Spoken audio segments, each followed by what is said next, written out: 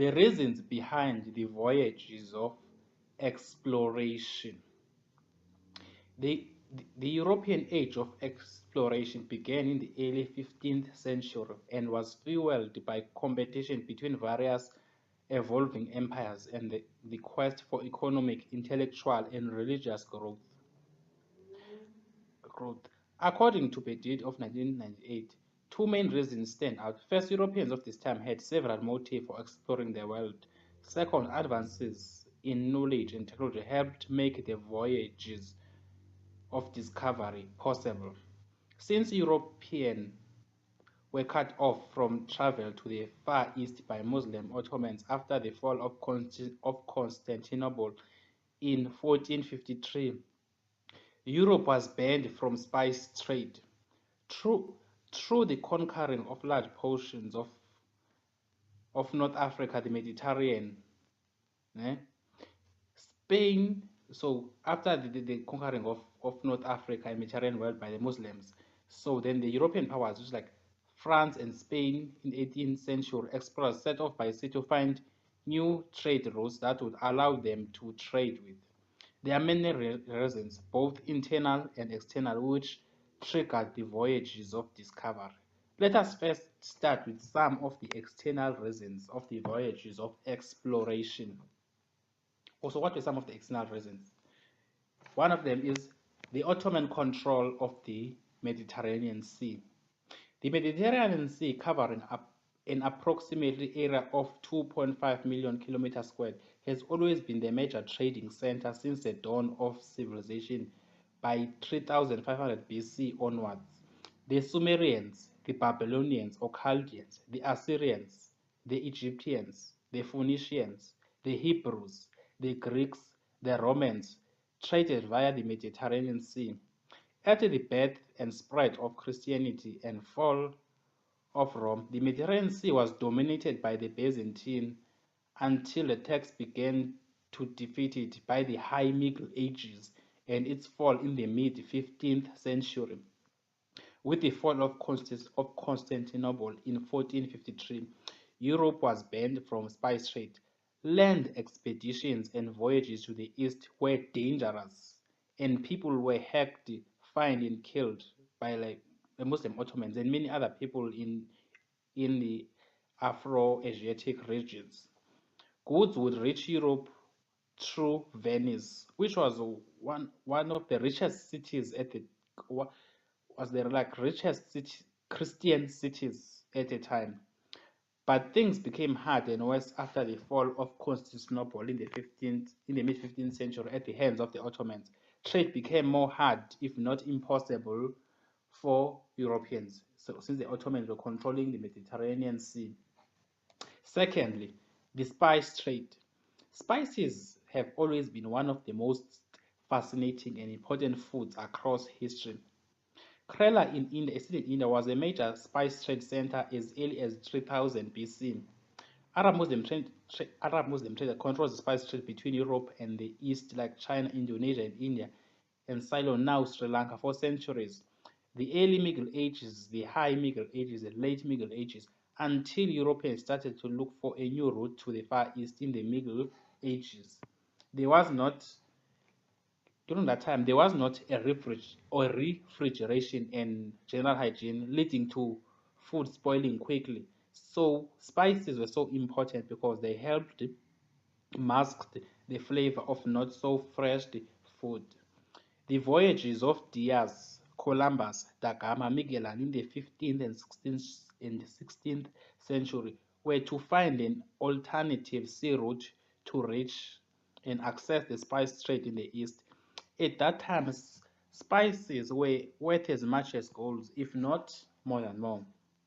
Third, the new faster routes to Asia wealth.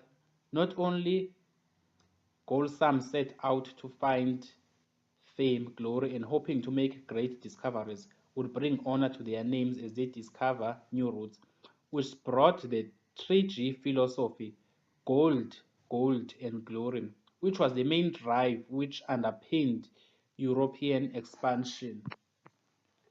Fourth, The fall of Constantinople. The city of Constantinople, modern-day Istanbul, was founded by Roman Emperor Constantine I in 324 AD, and it acted as the capital of the Eastern Roman Empire, or the Byzantine Empire, which was one of the first Christian empires. It later, it later became known for well over 1,000 years. It was one of the most important Christian intellectual centers and trade route, one of the most richest cities at that time.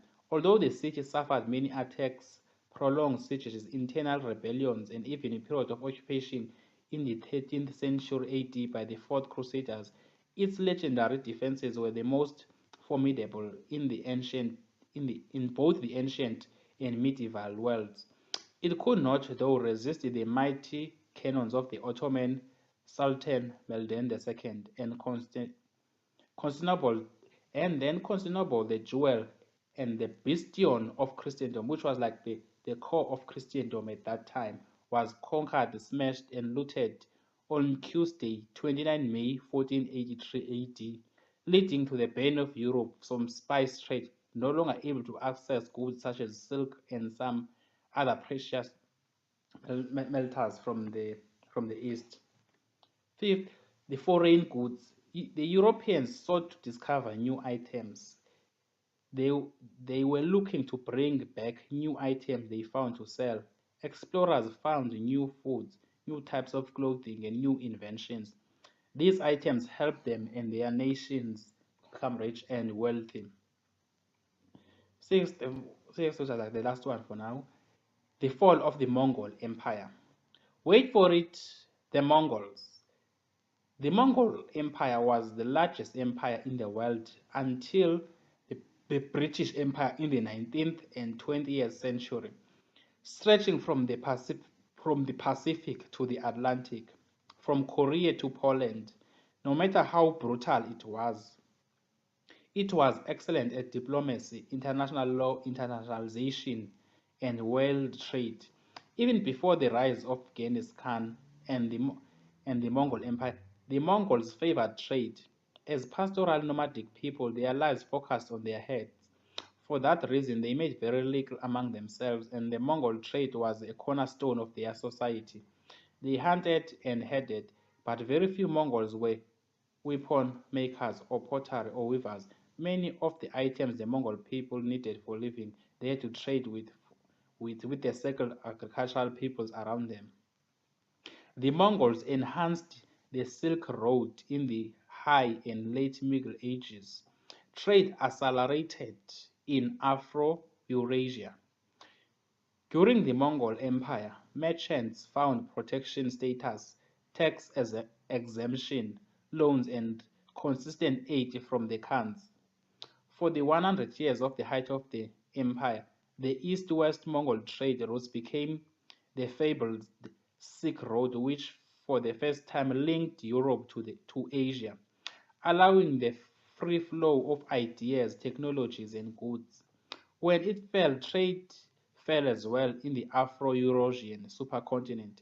It was worse for Europe as Muslims blocked it or had to pay high tariff tax and many import quotas. So then Europe had to find an alternative sea route to Asia via the Atlantic, Indian, and Pacific Oceans in the 15th and 16th century.